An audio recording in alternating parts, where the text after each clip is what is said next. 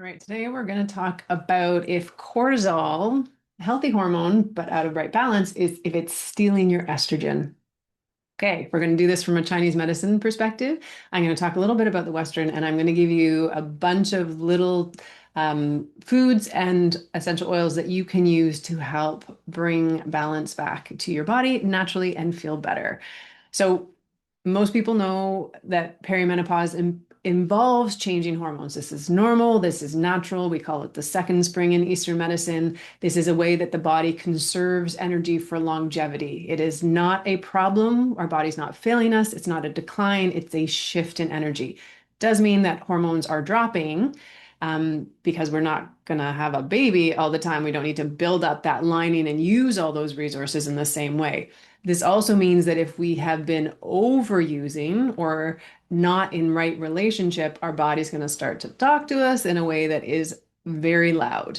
And so, what a lot of people don't associate with or recognize that chronic stress is actively making everything worse. So it's not, it's our chemistry, biochemistry, physiology, all of that.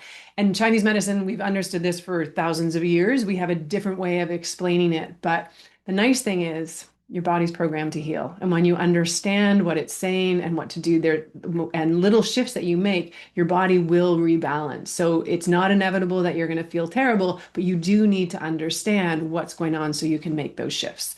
So at Chinese medicine, we see the kidney system associated with adrenal glands, if you want to, from a Western lens. But kidney system is like our bank account of energy. It governs the reproductive system. It also governs our vitality, if you will. So adrenals and kidneys are not separate. They share the same root. The kidneys, we say in Chinese medicine, stores Jing. I'm not going to get into all the terminology, but think of that as like your essentially your trust fund of life energy. So it's like your constitutional reserve that governs how we age, how our fertility, how we reproduce, how we respond to stress, and how we recover from things, either stressful events or how we recover from illness, how often we get sick. And so if we have chronic stress, it's like we're depleting that kidney energy or that jing over time.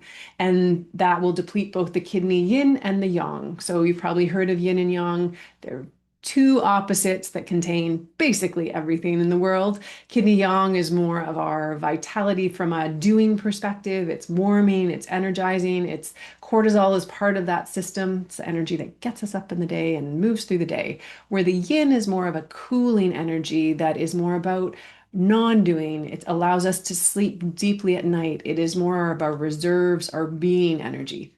Both are important. We may have been told that the yang is more important, but I guarantee you it is not. It is important, but the yin is equally as important. So for if you're a woman and you've been going hard for a long time, you've got a career, you've got kids, a relationship, you're ambitious, you're doing it all, you're doing the house stuff, you're showing up for friends, you're showing up for yourself, you're working out, all of those things, and you're kind of giving all that energy out, and then you're coming into perimenopause.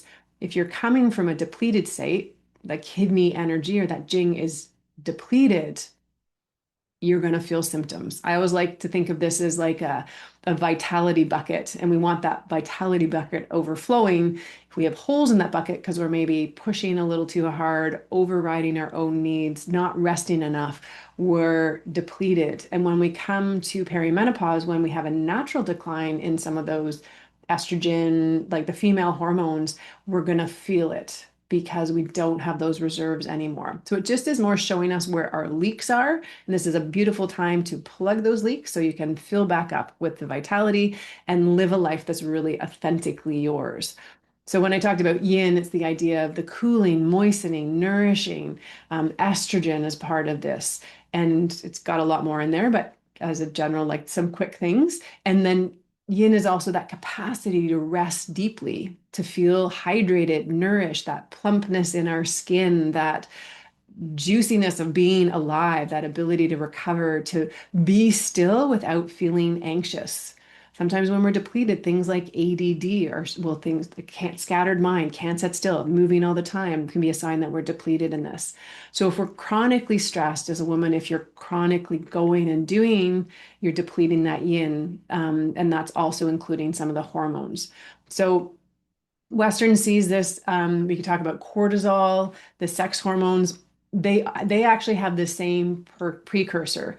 Pregnenolone is the hormone, and under chronic stress, the body makes a choice. It says, "Look, I can produce sex hormones like estrogen or progesterone, or I can produce cortisol." Well, it looks like we're having to kind of push through and do a lot of stuff. So the body is going to prioritize cortisol production over sex hormone production. So they're drawing from the same pool. And this is basically stealing the resources away. So this means chronic stress will literally redirect your resources away from estrogen and progesterone. In perimenopause, when hormone production is starting to shift and change, again, saying, hey, I'm not going to produce this lining that takes a lot of estrogen or progesterone to do. If stress starts to accelerate, then the progesterone is going to be one of the first things to go. Progesterone is the calming, GABA activating, sleep supporting, anxiety buffering hormone. And you're going to feel that immediately. That's why a lot of times women notice sleep disturbances in perimenopause. Um, so TCM would call this depletion of the kidney energy, the kidney yin yang or Jing energy. And so this takes resources away from that reproductive access. Blah, blah, blah. Um, so when we have that estrogen and cortisol conversion that's not working so well, we're going to feel symptoms. And so this is not just about stress management, but it's like understanding where we're leaking energy and stopping those leaks or those holes in the bucket so that you can start building up those resources and start living in alignment with what feels good and what you actually have energy for.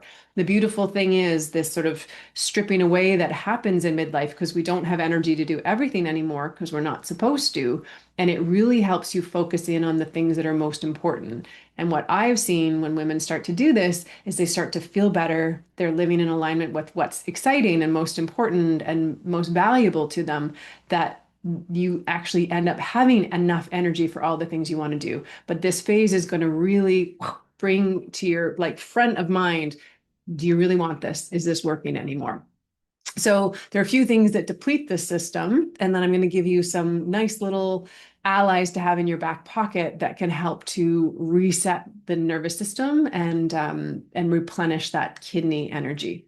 So, as you've probably gathered from what I'm saying, lifestyle changes are necessary. So chronic overwork, never resting, basically bullying yourself into movement or feeling guilty or that you're lazy if you rest, if you're pushing your emotions down, if you're overgiving in a way, like we might have to give a lot or we might have to take care of people, but if you're not putting yourself on the list as well, you're giving from overdraft, I say, versus overflow, it can really, really have a huge impact if you're prioritizing everyone else.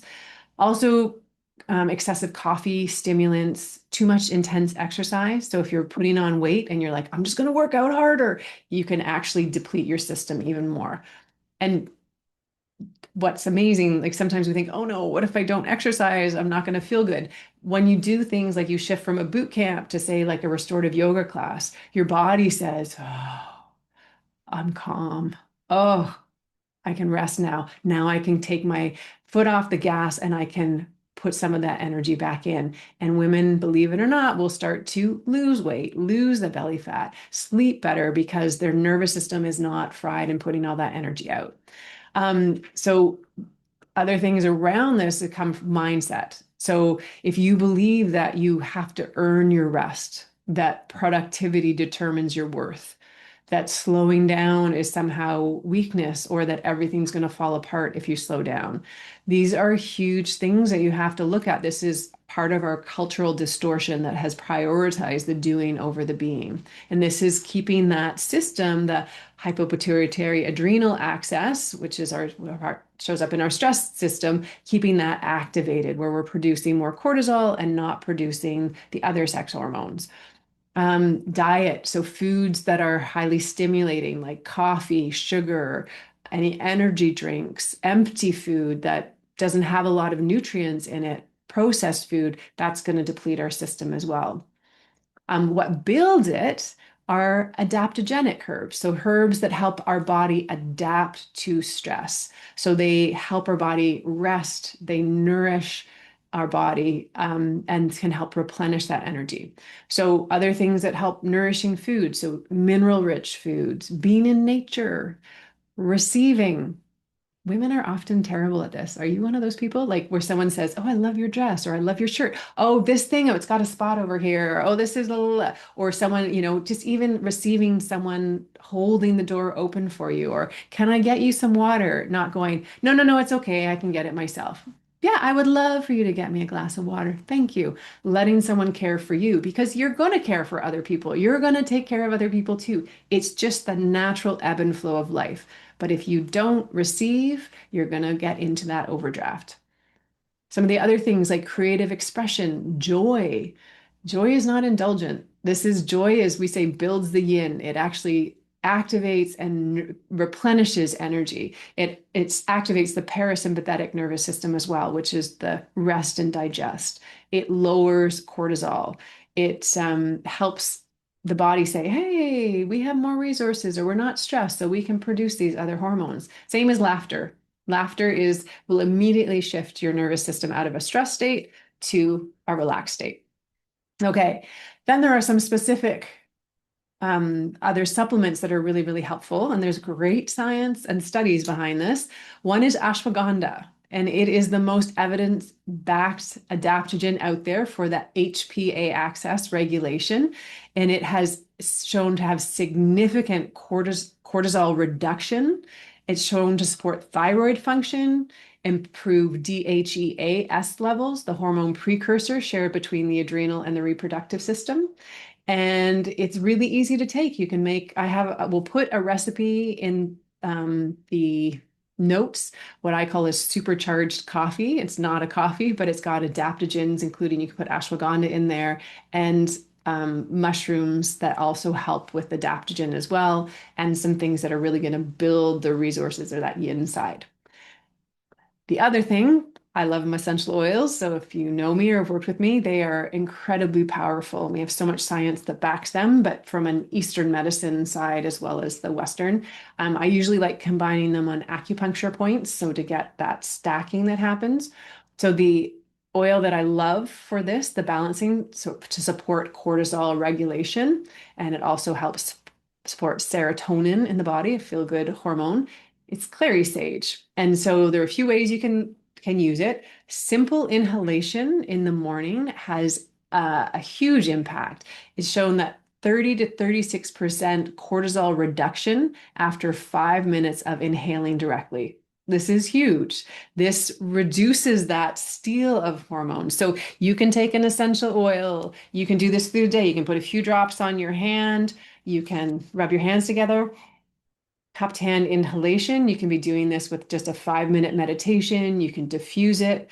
There's another one that you can do with just inhaling, plugging a nostril. And when you tap on one side, breathe in, and then do the same thing on the other side. This calms your nervous system. And when you combine it with an essential oil like clary sage, it's going to be stacking and having an even bigger effect. From a TCM perspective, clary sage helps you move out of polarity. So we talk about yin and yang, and so often we're in this yang state of doing activity, going all the time, and we're not in right relationship with the yin side. So clary sage helps us to come back to the middle and get out of that either or thinking or that right wrong. It's that gets out of that polarity between yin or yang to respond, to actually go into right action. So we get inspired. We'd say that's from the feminine, the yin. We get a something that we want to do, and then we can harness that energy and put it into action, right action, which is the yang energy. Sometimes we're just spinning in the yang energy, but it's not in right alignment with what's most important or most aligned with us. So it's finding that balance of the two. So these little things, having ashwagandha in the morning for cortisol regulation, for regulating that HPA axis, um, doing some clary sage, using that. Also, just doing little practices of, being in stillness. You can do a restorative yoga pose, like legs up the wall in a position that actually helps to nourish the kidney energy in Chinese medicine and nourishes the yin. Just 10 minutes in that pose. Um, Stopping and just noticing, do you feel uncomfortable when you rest? And you've got to start getting comfortable, allowing yourself to receive, to rest, and replenish your energy. And over time, that's like plugging those holes in the bucket so that you can start coming from overflow versus overdraft. So there you go. Stop the cortisol imbalance. Stop stealing your hormones from stealing the energy from your hormones like estrogen and progesterone. And simple ways you can do that are with ashwagandha, and clary sage. All right, if you like this, got lots of recipes, lots of tools, tips, things that you can help to approach this midlife journey or your body, understanding it holistically and naturally using Chinese medicine, ancient wisdom, but also modern science. I am also a postmenopausal woman. I use these things myself, and my passion is sharing this stuff so that you have the tools in your hands because you're meant to thrive and the world needs you feeling good. So there you go. Thanks for being here. I will see you next time. Bye.